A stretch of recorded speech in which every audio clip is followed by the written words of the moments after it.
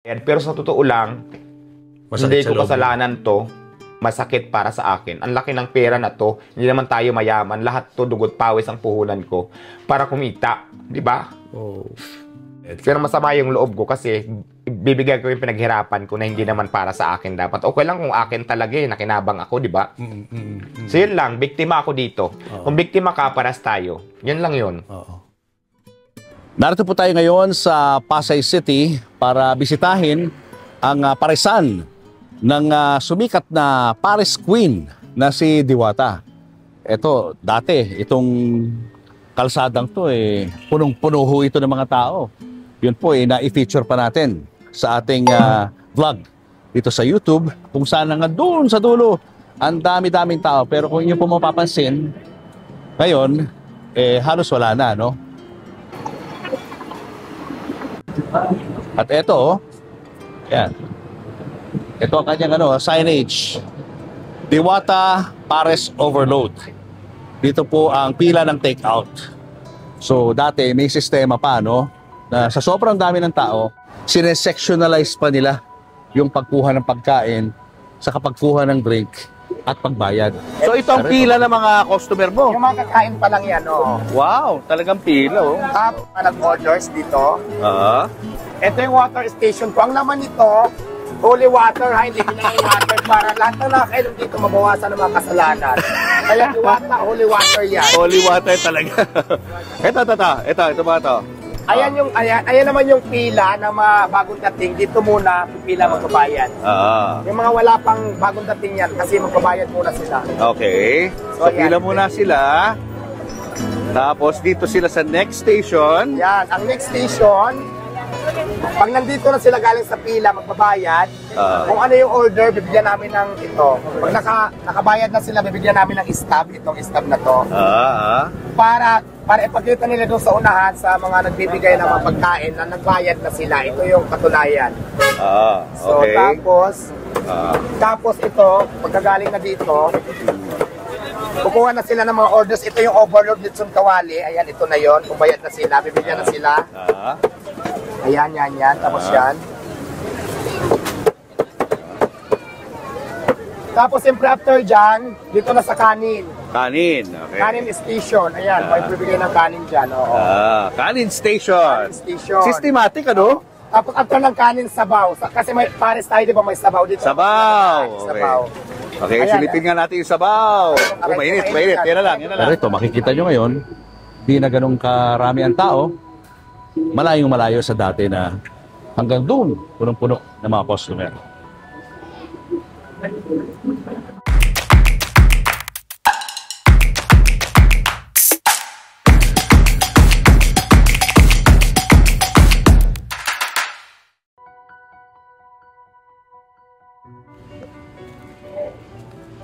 Hi, how are you? How are you? Long time no see. Okay.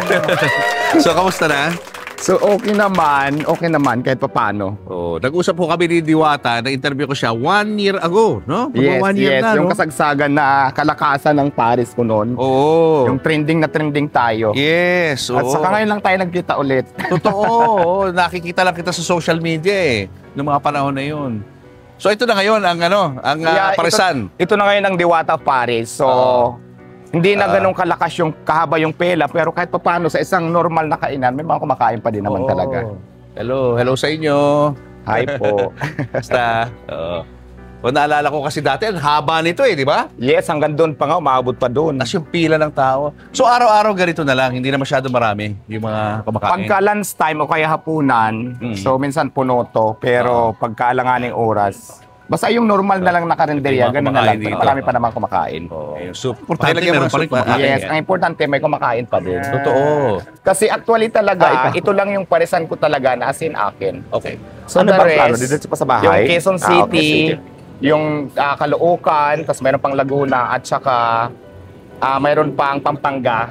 So base kasi sa kausap ko na business partner, so na-disappoint lang din ako kasi maganda kasi yung paliwanag, na iyak ako, okay lang. Ayaw ko manira kasi totoo lang naman din talaga. So, gusto ko rin dahil ang ganda naman na paliwanag sa akin, expand nila base sa kontrata namin yung Diwata Paris kasi hindi ko din naman kaya mag-isa. So, teka lang kuya, naiyak ako. Sige. Bumuelo ka muna. Ayan, medyo emotional ho si Diwata doon sa kwento nung mga nakipag-partner sa kanya. Kaya ko sanang umiyak, kaya lang hindi ko kaya eh. Sige. So, ang dami ng akala ng mga tao, ang dami-dami kong parisan, ang dami kong pera, kumikita ako. Pero since na may natayo na Diwata Paris sa ibang lugar, bukod dito, wala pa akong kinita. Pangalan ko lang po yung nandoon. Tapos royalty fee. So mahigit na 1 taon, wala naman ako natanggap. So mahigit na 1 year, wala akong natanggap. Ako pa yung nautangan. Tapos ang problema pa, doon sa isang branch sa Quezon City, na pinoproblema ko ngayon, mayroon silang previous balance doon sa may-ari na 300,000 plus. So ako yung magbabayad. Kaya masakit. Imbis na kumita ako, wala talaga akong kinita. So ako pa yung nag-sacrifice, ako pa yung nautangan. So disappointed lang ako kasi ang ganda ng paliwanag. Ayoko sanang umiyak sa kabila kasi ng daming basher, nilalabanan ko lang. Pero yung totoo, wala talaga akong kinita. Namroblema pa nga ako yan sa pangbayad, pero kaya ko naman yun. So para sa lahat, awareness lang, di ba? Kasi sa Quezon City branch, magbabayad ako ng 300,000 plus, obligado kasi pangalan ko nga inando doon. Kaya ako nag-voice out sa social media, ngayon ko lang din sinabi. Awareness lang sa lahat na baka kasi may iba pang may iba pang babayaran na ako magbabayad. So wala na pa akong kinalaman doon. Yun lang. Kasi instead na kinagat ko sila dahil gusto ko, dahil ang ganda ng paliwanag nila, na-expand yung Diwata Paris, wala naman akong gagawin, pangalan ko lang. Ito yung party mo, participant mo, tatanggap ka ng, halimbawa sa isang branch, 300,000 plus royalty fee. So pumayag ngayon ako, sa kagustuhan ko din na makaon sa kahirapan. Pero ang ending, wala talaga ako napala. Ako pa yung nautangan. Nasaan na yung mga yun? Actually, puro pangako na lang, puro nasa meeting. Kaya pag-comply naman ako, ultimo nga yung mga ibang gamit ko nasa kanila pa. So, hindi ko alam kung taga saan talaga yung lugar nila kasi lumapit lang naman yan dito sa akin nung kasagsagan ng trending ko. So, all in all, hindi ko talaga kilala kung saan sila na-uwi. Yun na mahirap, no? Pag hindi mo so, yun lang. Awareness lang po sa lahat. Dahil, ako ang magbabayad, di ba? Hindi ko naman talaga pinakinabangan. So, ako pa yung, imbis na kumita ako pa po yung parang nagrabyado sa bandang huli. So, yun lang. Kaya naiyak ako kasi siyempre ang laki ng pera na nalugi ko din doon. Imagine mo yung 300,000 na babayaran ko ngayon plus yung hinarampan nila. Tapos ibang gamit ko pa. So pinag-ipunan ko lahat yun. Kamusta naman Diwata yung kita mo ngayon compared sa dati? Mas malaki ang pinagkaiba kasi dati may kinikita din talaga. Pero ngayon, hindi na masyado kasi nga parang tabla-tabla na lang, may mga tao. So ganon. Hindi naman nalulugi? Hindi naman sa ngayon. Break even lang. Parang minsan tabla lang. Tabla-tabla parang lang, no? Namuhunan ka lang, wala ka ng kita. Pang pasahod lang sa mga tao. So yun lang. Okay na ba sa'yo? Iikot mo kami dito sa iyong munting parisan. So ayan, dito muna tayo sa harap. Sige. Dito yung order. Ano ginawa natin noon? So ayan. Ayan yung mga menu natin. Tapos, ayan lang. Parang inayos ko na. Kasi dati di ba magulo? Parang inayos ko na yung setup ngayon. Saka ano na lang, no? Simplified na ika nga, no? Yes, simple. Pero may mga kumakain pa din naman. Oo, ito. Meron nga. Kikita natin dito. Hindi na nga lang kasing dami noon na sobrang haba ng pila. Pero hindi naman nawawala ng customer. So, yun naman din. Ano mga siniserve mong food? So ngayon, mayroon tayong kari-kari, mayroon tayong adobong baboy, mayroon tayong kalderita, may dinakdakan, may diwata sikin inasal, may dinuguan, may langgunisa, mayroon din tayong diwata sikin joy. Tapos may diwata Paris, mayroon din tayo. Doon tayo sa diwata Paris. Sige. So, dito tayo sa Parisan. Ayan, ito yung mga ingredients ng Paris mo. So ayan. Yung Paris ko kasi bagnit yan litson kawali at saka sitsarong bulaklak. Hindi naman nagbabago yung quality. Hindi naman kasi kung ano yung timpla ko dati, yung pa rin yung timpla ngayon. So kahit hindi ako, tinuturuan ko sila kung anong ilalagay at ilang ang mga sukat. So okay naman yung timpla natin.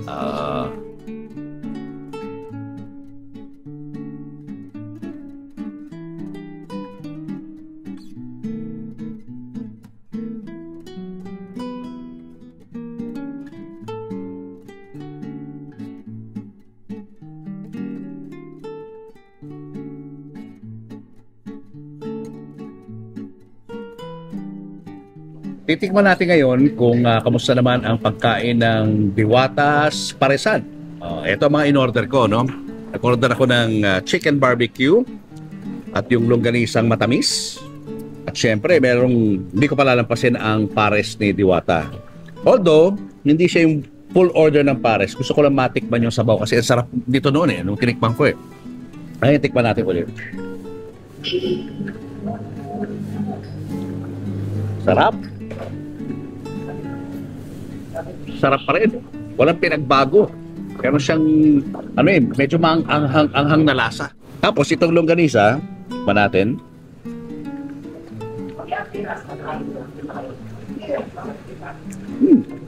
Okay din.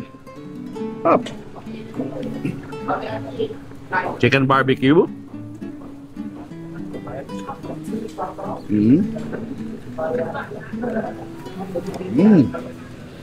Sarap.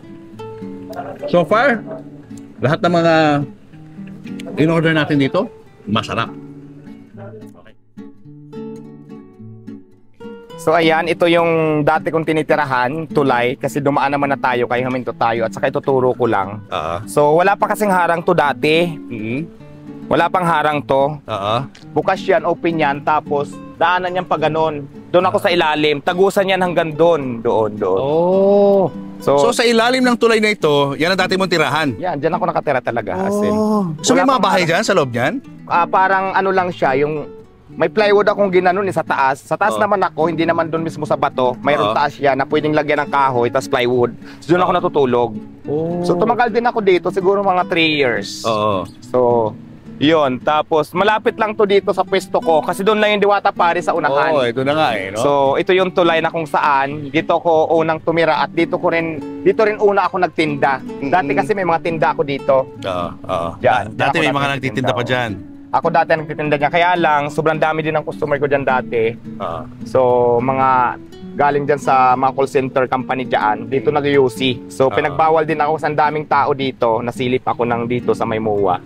So yun, kaya lumipat ako doon sa may tawid naman ng tulay.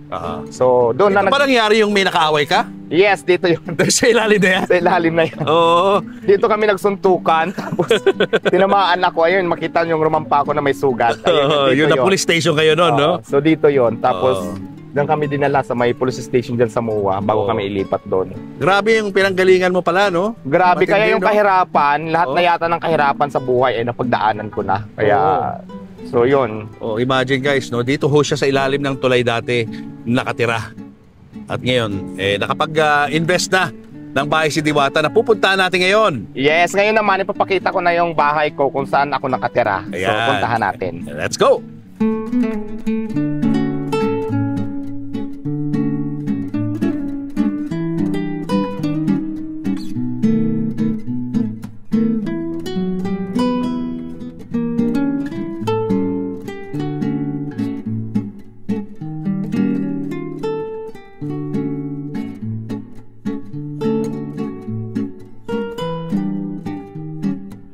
So, andito na tayo ngayon sa lugar mo, sa Cavite.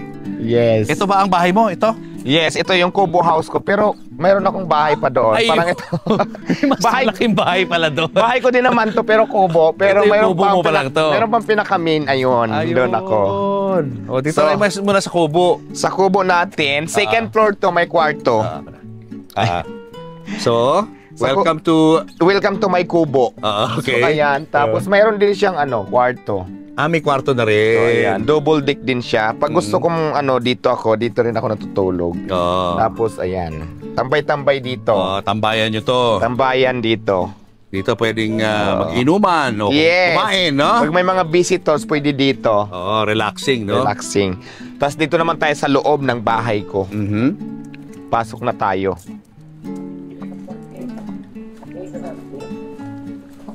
So, ayan. Maliit lang siya pero cute. Oo. Gaano katagal ginawa ito? Siguro mga 5 months. 5 months lang? Bilis Oo, kasi maliit lang naman. Buksan natin. Gaano kalaki itong bahay na to? Sakto lang. Okay. Okay. So, ayan. Buksan natin yung mga ilaw. Ang ganda, Yes. Ang ganda sa loob, guys. Ito yung loob niya. So ito na yung talaga. So may sala tayo. Tapos dito naman yung kwarto ko. So yan, nakita nyo napakadesente ng loob ng bahay. So ito naman talaga yung bahay ko na talaga na. Talagang bahay mo na to talaga. At least hindi na tulay. Ayan, pati yung wall niya. May CCTV ako para kita ko sila. Yung kwarto ko, sakto lang. So one room lang to. Isang room lang. Unit. Yes, ito lang ito siya. Yung kwarto ni... So ito lang, kwarto ko. Dito ako natutulog. Tapos pag gusto ko dito sa sala lang, dyan lang ako. Tapos yun. Siyempre, yan ang kitchen. Dito, may kitchen dito. Pero paglabas meron din.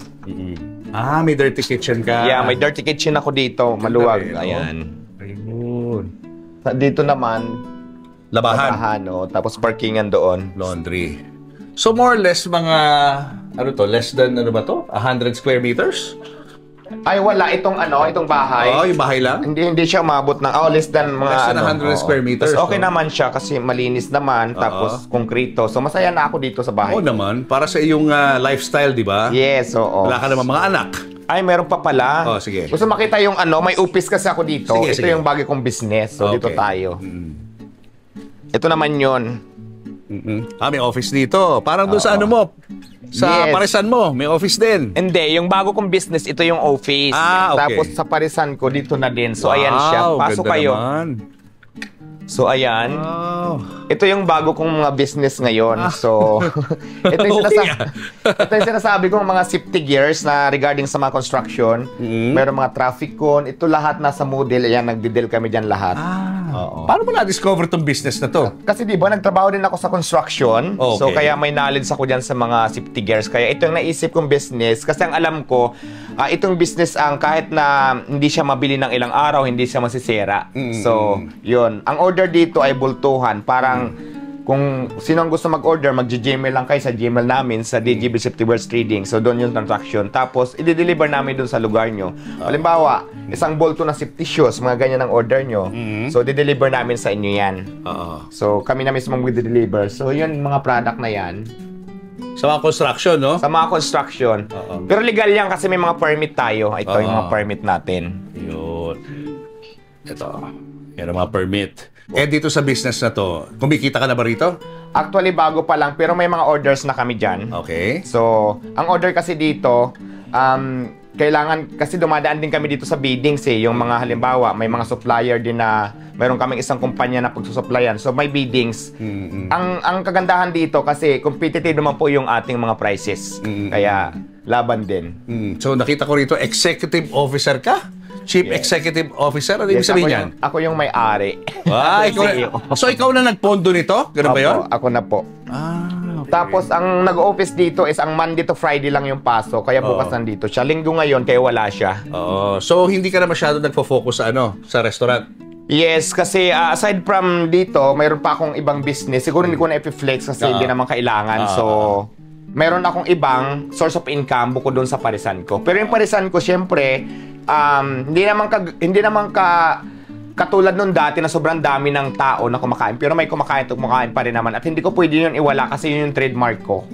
Tama. Diwata Paris. So, dyan ako mas nakilala. Kaya, yun. Plano ko nga din maglagay dito sa Cavite ng Diwata Paris. Ayun. Why not? No, diba? Pangalan mo yun eh. Yes. Sa'yo talaga nakakabit yun. Kaya lang sobrang busy ko ngayon, kaya siguro unahin ko muna yung iba sa sunod na yan dito. Okay, so sa labas na ito, ikaw may-ari lahat nito, itong lupa na to? Yes, itong lupa na to ay ako nang may-ari nito kasi napatransfer na to sa title ng pangalan ko. Kano kalaki itong buong lupa? Kulang-kulang siya 600 square meters. 600? Malaki rin. Kulang-kulang, less than.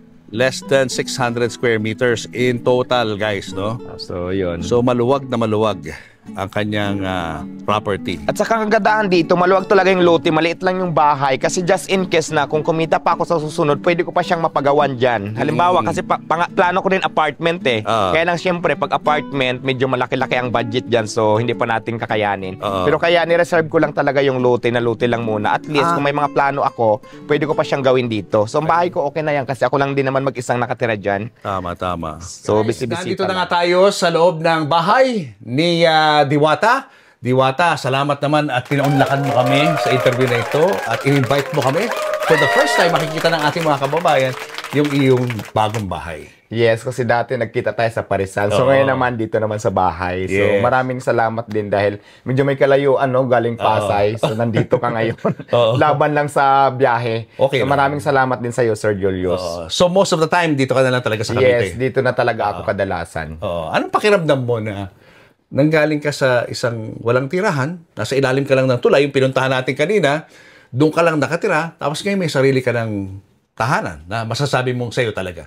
Ang sarap sa pakiramdam sa totoo lang kasi 'di ba dating pangarap ko lang, hindi ko nga alam kung masabi ko dati nung nasa tulay pa kung paano ako makakabili ng bahay. So sa isang araw, so naniniwala talaga ako na pag binigyan ka talaga ng blessings ng Panginoon para sa iyo talaga. So ngayon, sobrang saya ko kasi yung dating tulay lang yung tutulugan ko ngayon, disenteng bahay na po yung tinutulugan ko. Paano ka napunta ng Manila? Saan ka galing? Galing ako ng province kasi alam mo pagka probinsyano kasi katulad sa amin, yung probinsya kasi namin nasa sulok talaga ng parang bundok na.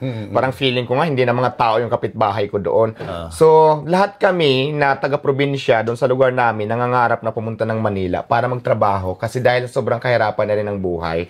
So isa din ako doon, yung kapatid ko nagtatrabaho dito sa Manila, pag umaalis sa amin ang itim, tapos pag bumabalik sa probinsya ang puputi. Parang ay gusto ko rin pumunta ng Manila, gusto ko din mamuti, gusto ko din gumanda. Parang ganun yung mindset ko. Parang feeling ko, pag nasa Manila ka, ang dali lang ng pera, tapos parang, yun nga, madali lang hanap buhay. Parang ganun yung mindset ko, madali magkapera. Nagtitinda kami ng prutas, tapos yun ang una kong trabaho dito sa Manila, galing ng probinsya. Yung pinsan ko kasi babae, yung asawa niya, taga Bicol, umuwi na sila kung saan doon ako nakatira. Sinasama ko pag uwi, ayaw kong umuwi sa lugar nila sa probinsya, so nagpaiwan ako. Ayun yung mga time na tumira na ako sa ilang ng tulay. So yun, doon nag-start. Nag-construction ako, nung nasa ilalim ako ng tulay, nagtatrabaho ako. Matagal-tagal din, siguro umabot din ako ng kulang-kulang 4 years o mga ganun, basta lampas 3 years. Tapos nung during that time, nag-pandemic noon. So pinagbawal kami. So doon ako nagkaroon ng idea na magtinda ng yung tinda-tinda. So ang una ko palang tinda dati is sigarilyo lang sa soft drinks, sa kape-kape, ganyan. Yung nakikita mong literal sa gilid ng mga mga highway. So ganun ako dati. Tapos uso naman yung mga pagkain dati, may mga pares-pares na. So parang gusto ko rin mag-Paris. So, nag-ipon ako. Unti-unti ako nag-ipon. Ng pambili ng cart, kahit second hand lang muna. Pambili ng kaldero. So, doon ako nag-start. Nung pandemic? Nung pandemic pa talaga ako nagtitinda. Tapos, malakas na yung tindahan ko doon dati. Kaya lang, pagka malakas na, ilang beses talaga ako nag-attempt na pagka malakas na, ikiklearing, babantayan ka na. Yung mga ganun, sanay na ako dyan. Hanggang sa lumipat ako ng QC. During pandemic, titinda pa rin ako sa Quezon City. Kasi doon yung bahay ko doon yung nabili kong bahay. Tapos, nagkalugoy-lugoy ako doon, bumalik na naman ako ng Pasay. So, pag ganun-ganon. Tapos, pag malakas na naman, ikiklearing na naman. So, itong attempt ko ngayon, yung pagbalik ko na nakilala ko ng Diwata, Paris Overload, pangatlo na yan. Pangatlo na siya. Pero, matagal na ako nagtitinda. Last year lang ako talaga yung nakilala sa social media. Bakit nag-trending yun? Yung parisan mo at sumikat talaga ng gusto? Alam mo, nag-trending yun doon sa naimbento kong only rice with soft drinks na 100 pesos. Doon talaga siya nag-trending. Parang doon nagkaroon ng interesting yung mga vlogger para i-vlog ako. Tapos para i-promote doon sa hanggang sa ang dami ng vlogger na nagpuntahan, halos sabay-sabay na. Tapos naging trending na sa social media, dumami yung customer ko, pila-pila na. Kasi syempre siguro, dahil trending tayo, yung lahat ng mga tao, ano bang mayroon doon? Bakit parang ang daming tao? Parang gusto ko rin tikman. So parang nagkasabay-sabay. Kasi naalala ko nung pumunta ako doon, peak pa yun Nung binisita kita the first time, talagang super daming tao. Pinag-uusapan, nasa news ka na nun binabalita ka na di ba? Kasi nung nasa kalsada pa lang ako, doon sa tulay, di ba, kanina pinakita ko kung saan ako nakatira. Doon lang kasi sa unahan yun. Doon ako nagtitinda, doon ako may cart, na doon pa lang sa kalsada, ang dami na talagang haba na ng pila. Mahaba na ng pila.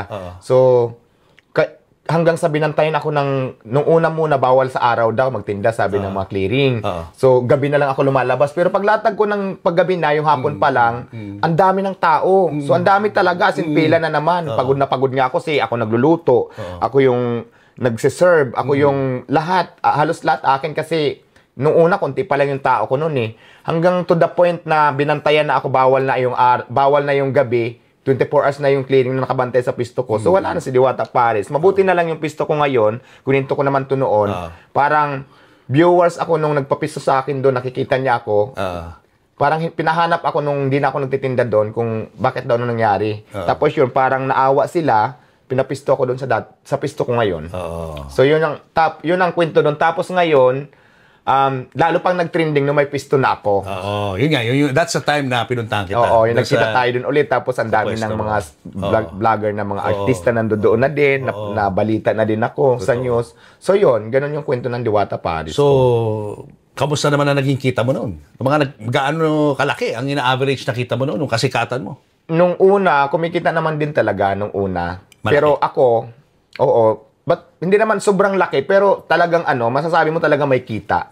So ayaw ko nang i-mention yung kung magkano yung halaga. Pero masasabi ko talaga na sapat, sobra-sobra na para sa akin. Sa ako naman, hindi naman ako sanay humawak ng, di ba?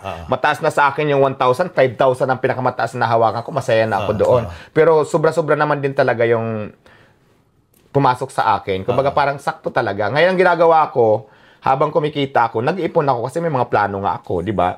At kasama na yun, itong lupa na to, sa plano mo actually, kasama to sa mga naipon ko. Tapos yung iba pang mga racket ko, yung mga gis-gis ko, binabayaran ako. So lahat nagsama-sama na.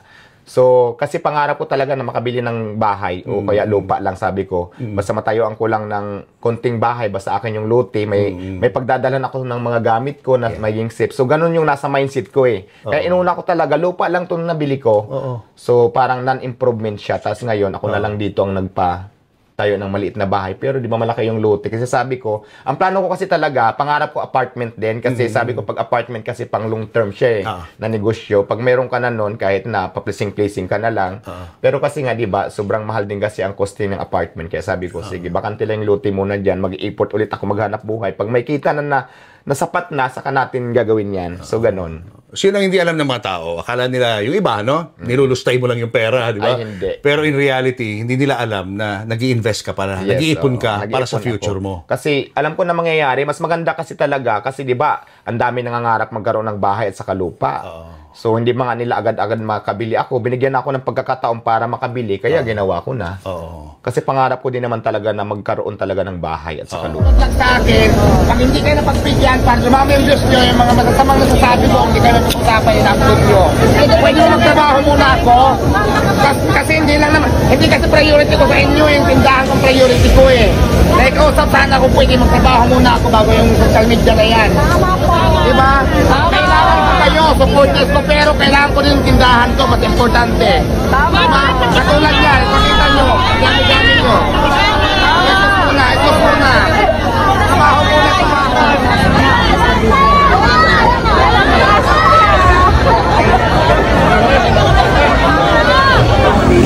kaya nagsasabing marumi, ang marumi ikaw, yung ugali mo, kailangan mong linisin, yung pagkatao mong marumi. Yun lang. Basic, di ba? Basher yan eh.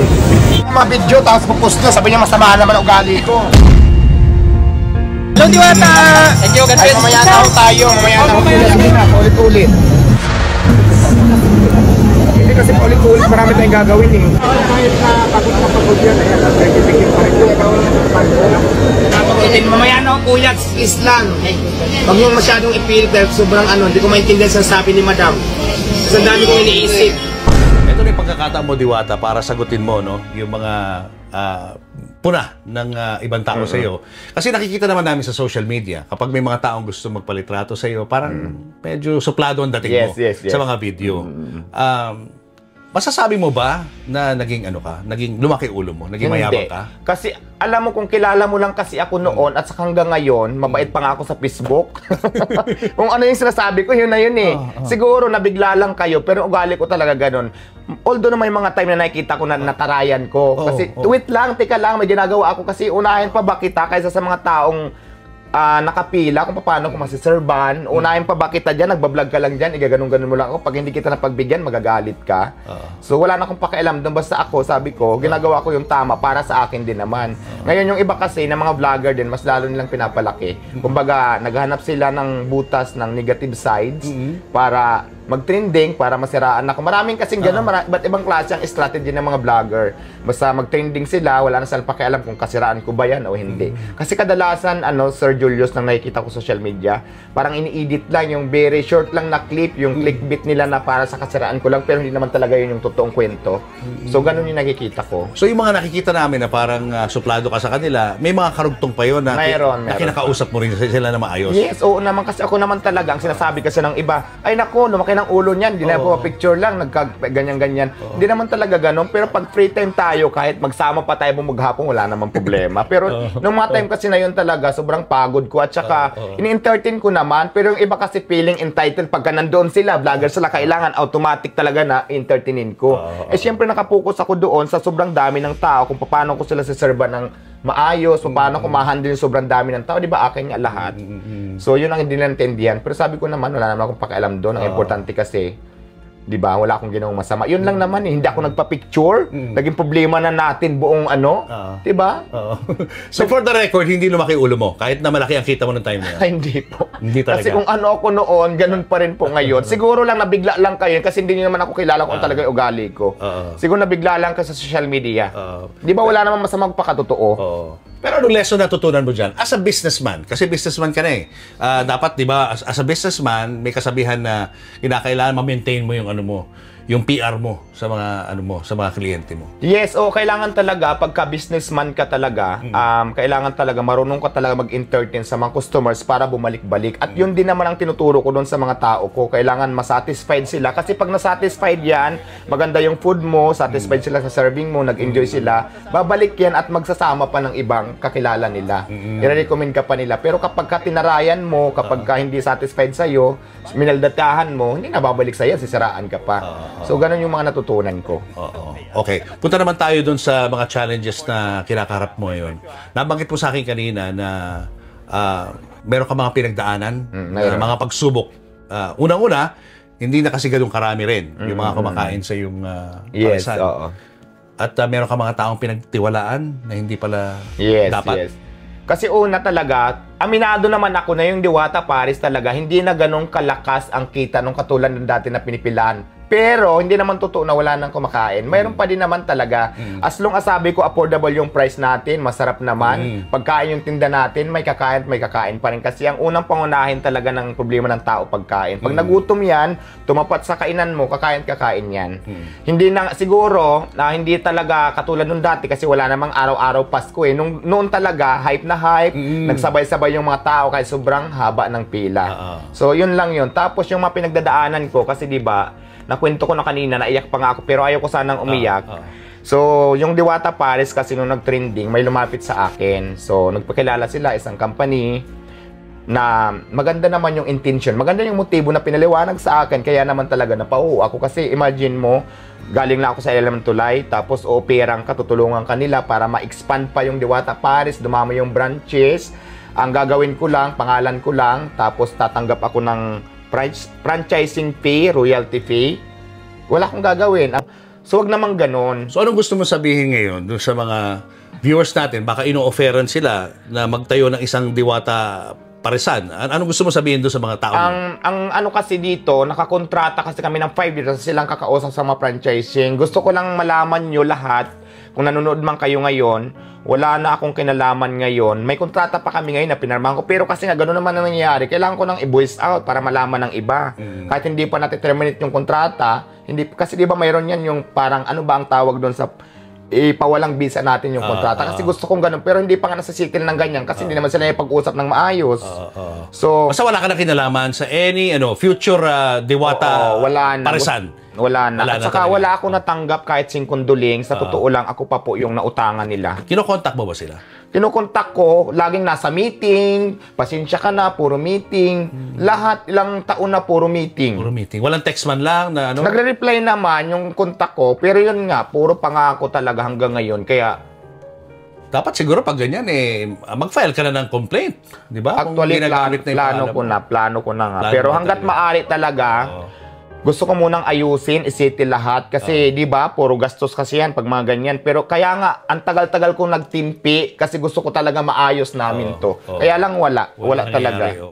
Kasi di ba, nilalabang ko nga sa mga bashers na kahit nilalait nyo ako, ito pa rin, nagbukas dito, nagbukas doon, kasama na yun. Pero ang totoo niyan, deep inside, sobrang sakit na rin para sa akin. So, ganun yung katotohanan. Ngayon, iniwanan ka nila ng utang doon sa sa Quezon City branch. Oo, may utang sa Quezon City branch, parang electric yata. Tapos, umaabot ng 300,000 plus. Bakit sa'yo isisingil yun?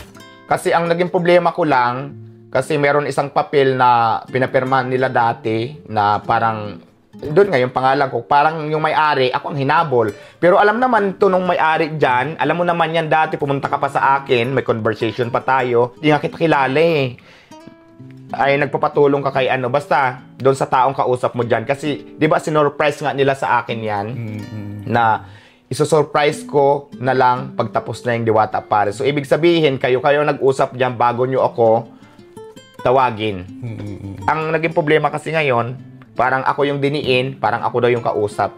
Ganon yung datingan eh. Kasi, even sa papel. Ikaw yung, dahil sa papel, siyempre, sa legal basis na pinagbasihan, nakapirma din kasi ako doon nang hindi ko nga din alam kung ano itong pinabangko. Kaya iyon, obligado ako na magbabayad. Pero sa totoo lang, hindi ko kasalanan to, masakit para sa akin. Ang laki ng pera na to, hindi naman tayo mayaman. Lahat to dugot pawis ang puhunan ko para kumita. Di ba? Yan lang naman. Dinimanda ka ba nito? Dinimanda ka nitong may-ari? Yes. Pero may desisyon na obligado ako magbabayad. Actually, pinag-ipunan ko din naman yung pambayad. Sabi ko, mababayaran ko rin. Kasi di ba, pangalan ko nga, yun nga pinagbasihan, legal basis ng ng korte. Pero, sana naman matauhan kayo. Hindi ako mayaman. Alam nyo yan kung saan ako galing. Lahat ng pera na yan, pinaghirapan ko.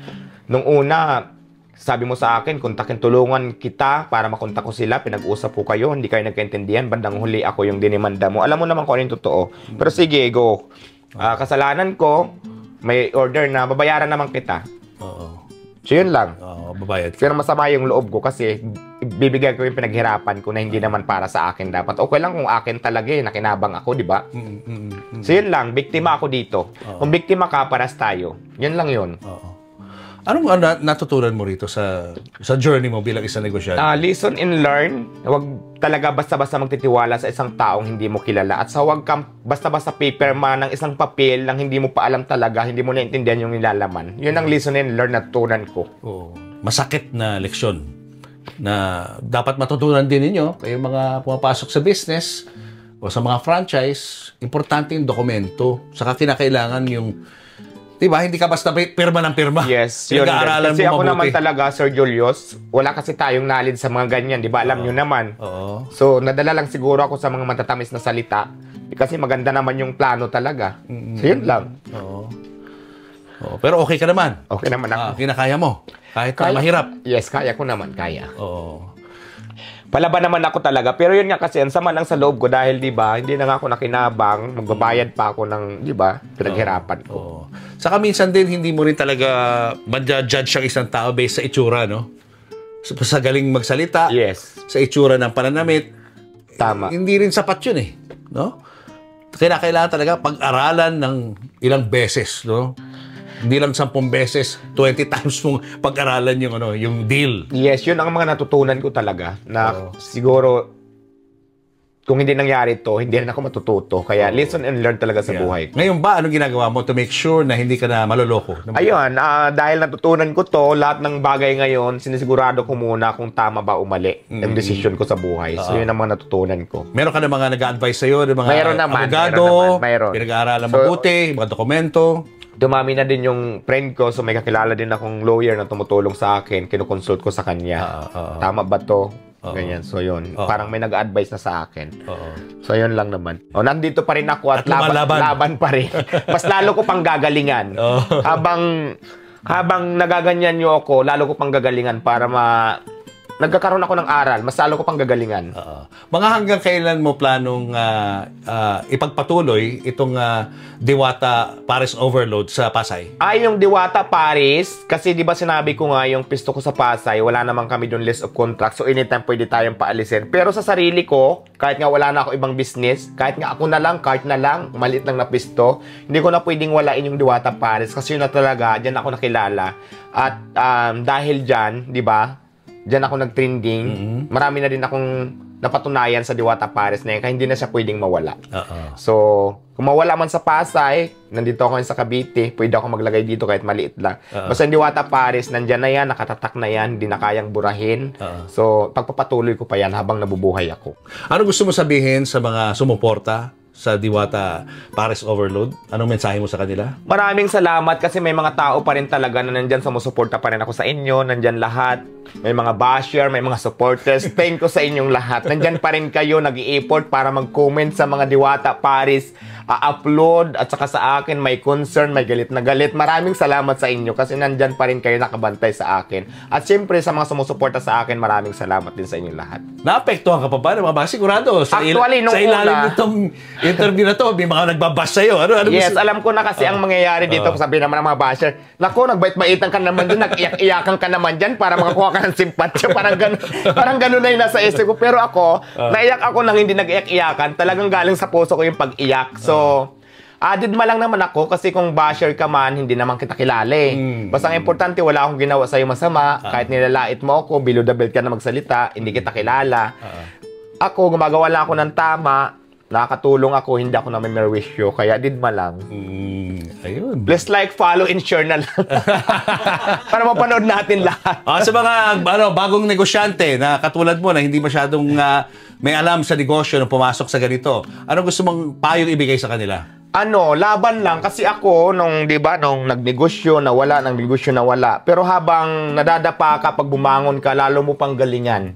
Ganun lang. Habang bumabagsak ka, dapat marami kang natututunan pagbalik mo. So, ganun lang ginawa ko. Laban lang ng laban. Huwag sumuko kasi pag sumuko ka, hindi mo makamtan yung pangarap mo na gusto mo. Kasi katulad sa akin, di ba? Yung pangarap kong bahay, sasakyan, kung sumuko ko sa mga laban, mabibili ko ba to? Hindi, di ba? So, ganun lang. Tuloy lang. Ganun lang naman ang buhay. Minsan may problema, minsan wala. So, ganun lang. Minsan nasa ilalim. Basta tuloy nyo lang yung pangarap nyo. Kung hindi man para sa inyo ngayon, malay mo bukas sa inyo naman. Huwag lang kayong sumuko. Ayan. Thank you, Diwata. Maraming salamat sa iyong maraming salamat din, Sir magandang Julius. kwento ng buhay. Maraming silang matututunan dito sa kwento mo. Maraming salamat din kasi ang layo nakarating ka din. Nakarating sila. Actually, parang third times na natin to kasi nung una ako pumunta sa store ko. Tapos pangalawa pumunta ka sa parisan ko. Tapos itong pangatlo dito ka na sa bahay. So thank you so much sa effort. Siguro sa number 4 na interview baka mas malaki na yung negosyo mo nun. Yes, oo. Okay, good luck ha. Congrats sa'yo. Talaga ako mabubuhay kung wala itong mga laman ng bahay. O earlier ho kasi, binuhat ko, sabi ko, ha, ba't ang bigat? Ano naman yan? So, ano unahin nating compartment? Siyempre, unahin natin Ilatagdan natin yan. Main. Siyempre, my cellphone. Yes, of course. Yan, my wallet. Yan ang mga necessities. Ayoko makita mo na dito yung picture ni Papo. Oh my gosh! Gusto mo ba kayo?